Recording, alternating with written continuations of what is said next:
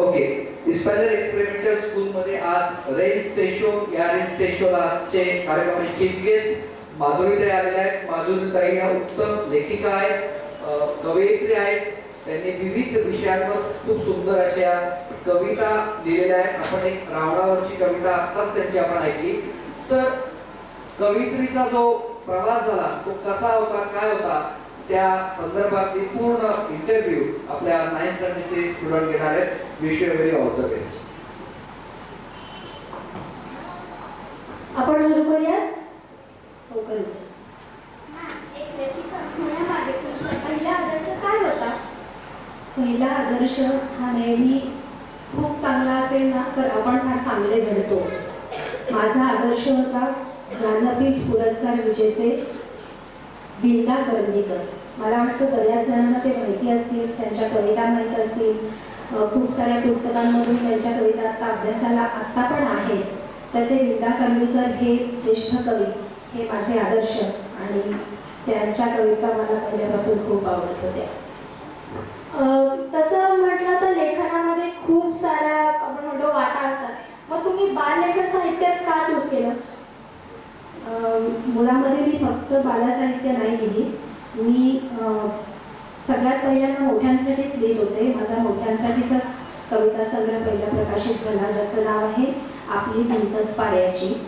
आणि दुसरं जे पुस्तक आहे ते आज तुमचा जो समारंभ आहे त्याच पद्धतीचं आहे. त्याचं नाव आहे पाऊस खजिन्याच्या विहिरीत बंद. ह्या माझ्या मोठ्यांसाठीच मी लिहिते. पण नंतर मला असं वाटायला लागलं एक चळवळीचा भाग म्हणून की मुलांसाठी कविता लिहिणं हे जास्त गरजेचं आहे, की ज्या त्यांना आवडतील त्यांच्यासाठी लेखन करणं हे गरजेचं आहे. मी लिहित तर होतेच, पण याच्यासाठी सुद्धा विंदांनीच मला प्रोत्साहित केलं की तू लहान मुलांसाठी लिहिलं पाहिजेस, आणि म्हणून मी बालसाहित्याकडे वळले. मॅम, तुम्ही एक लहान मुलांसाठी गोष्ट लिहितात, तर तुम्हाला या गोष्टी सुचतात कशा? खरं तर हा नेहमी सगळेजण प्रश्न विचारतात. मुलांना तुम्ही सगळेजण TV-वरच्या मुलाखती बघता का? बघताना त्याच्यामध्ये सगळ्यांना हा प्रश्न विचारला जातो की तुम्हाला कसं सुचतं, आणि सगळ्यांचं सारखंच उत्तर असतं तेच माझं आहे की खरं म्हणजे सुचतं कसं हे नाही आपल्याला सांगता येत. आपल्याला भूक लागते तेव्हा आता समजा कोणी विचारलं की कशी काय भूक लागते तुम्हाला, तर सांगता येईल का? नाही, लागते भूक. तहान कशी लागते सांगता येईल का? नाही येत. तसंच सुचतं कसं हे असं सांगता नाही येत, पण ते सुचतं. मॅम, आमच्यामध्ये काही जण असे आहेत की ज्यांना लेखक अथवा लेखिका बनायचं आहे. मग लेखक किंवा लेखिका होण्यासाठी आम्ही काय करावं आणि काय काय वाचावं? हा एकदम छान प्रश्न आहे की तुम्हाला ज्यांना पण कोणाला लेखक व्हायचं आहे, कवी व्हायचं आहे, कवयित्री व्हायचं आहे, त्या सगळ्यांसाठी सगळ्यात महत्त्वाची गोष्ट काय असते तर खूप वाचलं पाहिजे. जितकं तुम्ही वाचाल तुमचा अनुभव जितका वाचनातला वाढेल. डोळे उघडे ठेवणं, कान उघडे ठेवणं हे खूप महत्त्वाचं आहे. आपण जे जे अनुभव घेतो ना, आपण शिकतो. कशासाठी शिकतो? ॲक्च्युली तुम्हाला इथलं शिक्षणाची पद्धती खूप छान आहे की तुम्हाला पुस्तकातलं शिकवत नाही, तुम्हाला प्रयोगातून शिकवतात. तुम्ही प्रत्येक गोष्टीचा एक्सपिरियन्स घेता. फॉर एक्झाम्पल, पाणी हे प्रवाही आहे असं शिकवलं जातं शाळेमध्ये. पाणी हे प्रवाही आहे. वेगळ्याच एक्सपिरियन्समधून आपण काय शिकतो की पाणी समजा असं ओतलं तर ते वाहायला लागतं की नाही? दगड व्हायला लागतो का? नाही. म्हणजे आपण एक्सपिरियन्स काय घेतो की पाणी वाहतं, हा एक्सपिरियन्स घेतो. एक्सपिरियन्समधून जे आपण शिकतो ते खूप महत्त्वाचं असतं. डोळे आणि कान उघडे ठेवून जे आपण ग्रास्प करतो त्यातलाच एक पाठ हा आहे की हा संस्कार होतो आपल्यावर.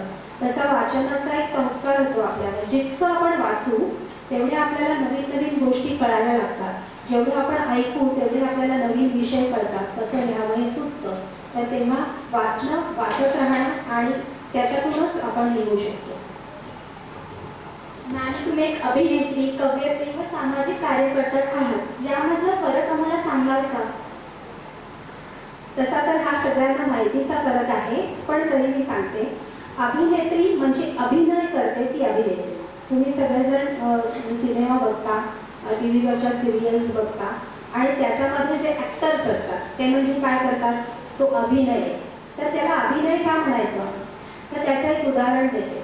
की समजा तुम्हाला अमरीश पुरी माहिती आहे, तर अमरीश पुरी हे विलन आहेत आणि ते खूप मारतात पण आणि सगळ्यात शेवटी खूप मार खातात. पण प्रत्यक्षातल्या आयुष्यात ते खूप चांगले एकदम गोड माणूस आहे. अमरीश पुरी हा अत्यंत गोड माणूस आहे. ते काही घरामध्ये त्यांच्या मुलांना काठीने बडवून घेत सकाळी उठले की नंतर असं जोरात त्यांना काही आवडलं की मोगॅम्बो खुश हुआ असं वगैरे काही म्हणत नाही. ते फक्त ते सिनेमात करतात. ते जे सिनेमात करतात तो अभिनय आहे. म्हणजे ते स्वतः जे नाही ती भूमिका तयार करणं म्हणजे अभिनय. आता मी तुम्हाला एक गोष्ट सांगते. मी यांनी सांगितलं की अभिनेत्री म्हणून मी महाराष्ट्रभरामध्ये खूप सारे प्रयोग केले. त्या प्रयोगामध्ये मी साधारण 12 कॅरेक्टर्स करत असे. साधारण 70 प्रयोग झाले माझे महाराष्ट्रभरात. अभिनय मी जे नाही ते मी दाखवणं, ती भूमिका मी जगणं हा अभिनय. त्याच्यामध्ये एक छोटी मुलगी असते आणि त्या छोट्या मुलीचा एक रोल मी नाही आहे ती, पण ती मी जगते भूमिका, तेव्हा तो अभिनय असतो. एकच मिनिट हा.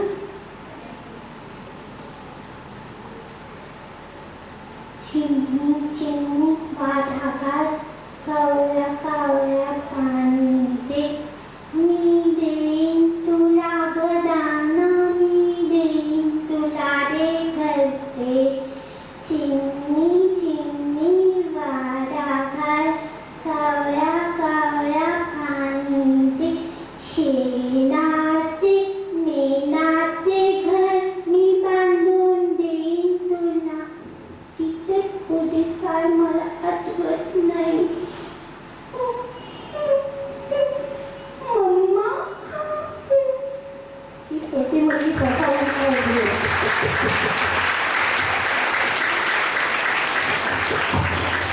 हा म्हणजे अभिनय. लिखाण म्हणजे मी जी कविता लिहिते, मगाशी एक कविता तुम्हाला ऐकून दाखवली. कविता सुचणं आणि कविता लिहिणं, जो मुलगा म्हणजे पुरुष कविता लिहितो तो कवी असतो. मी कवयित्री आहे, मी कविता लिहिते. ही सगळी जी छोटी मुलं समोर बसले कशी सुचते कविता. त्या छोट्या छोट्या मुली, साधारण 1000 मुलींच्या शाळेमध्ये मी, पुण्याचीच शाळा आहे गरवारे, किंवा त्या शाळेमध्ये सगळ्या मुली त्यांनी ना लाल लाल अशा रिबिनी लावल्या होत्या मस्त. तुम्ही कसे व्हाईट बेल्ट लावलेत ना तसं. आज अशी जीवन पद्धती आहे की प्रत्येक घरामध्ये ना 2 भावंड वगैरे नसतात. शक्यतो एकच मुलगा किंवा एकच मुलगी असं पण असतं. त्याच्यातली एक मुलगी मला भेटायला आली होती आणि ही तिची कविता आहे. काळेभोर केस, कानामागे वेण्या, रिबिनीची लाल लाल फुलं, शाळेत केवढी मुलं. काळेभोर केस, कानामागे वेण्या, रिबिनीची लाल लाल फुलं, शाळेत केवढी मुलं. पाठीवर दप्तर, कोरी कोरी वही, पेटीत रंगाचे खडू, छान छान चित्र काढू. उग्यांचा फ्रॉक, फ्रॉकला खिस्सा, खिश्यात भरलाय खाऊ, पटकन शाळेत जाऊ. शाळेतच मज्जा, शाळेतच मज्जा, घरी मला सज्जा, मला नाही बहीण न भाऊ, बाई मी शाळेतच राहू.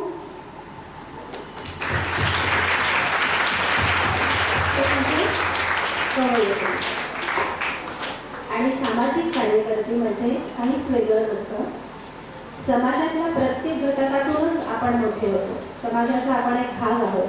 जसं आई वडील, शेजारी पाजारी, आपली बिल्डिंग, आपली अपार्टमेंट, आपलं स्कूल, आपलं ग्राउंड, हे सोडून एक मोठा समाज, भारतभर, जगभर हा आपला समाज आहे. त्या समाजात आपण राहतो आणि घडतो. मग मुलं नोकरीला लागली की असं म्हणतात ना, आईला काहीतरी द्यायला हवं, बाबांना काहीतरी द्यायला हवं. अरे पण या समाजात आपण राहतो, या शाळेत तुम्ही शिकताय तर या शाळेला पण काहीतरी द्यावं असं तुम्हाला वाटेल, समाजातल्या लोकांना काहीतरी द्यावं असं वाटेल. हे ऋण व्यक्त करणं म्हणजे सोशल ॲक्टिव्हिटी, ती मी करते. ते ऋण व्यक्त करते की समाजाची मी ऋणी आहे, मी समाजाची आभारी आहे.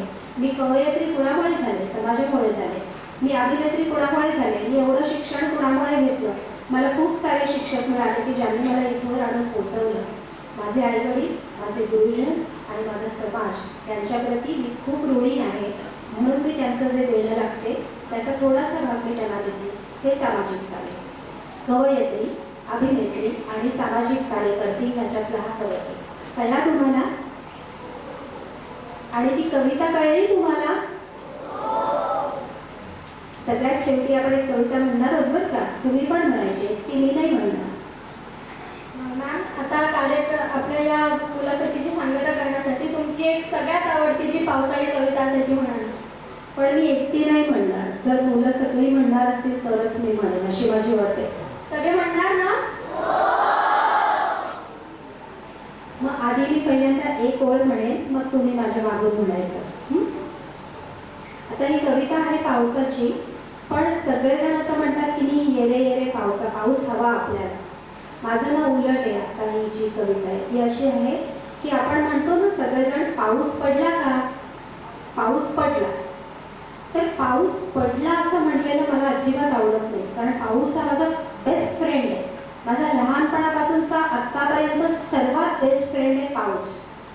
तर तो पडला तर त्याला लागेल ना, असं मला लहानपणी वाटायचं की पडलं तर लागतं ना. तर म्हणून तो पडला असं म्हणायचं नाही आणि मी कधीच म्हणत नाही आणि मी कधीही म्हणणार नाही. त्याची कविता आहे, पावसा पावसा पडू नकोस. माझ्याबरोबर तुम्ही म्हणायचे, पावसा पावसा पडू नकोस,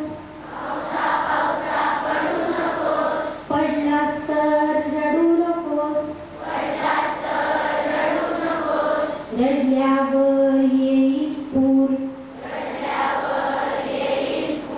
पुरात वाहून जाशील दूर,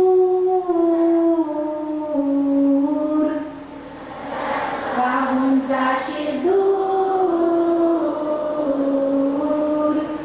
दूरवर नसेल कोणी, सगळीकडे पाणीच पाणी,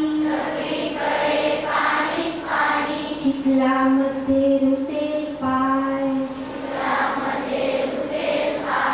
सांग तेव्हा करशील काय,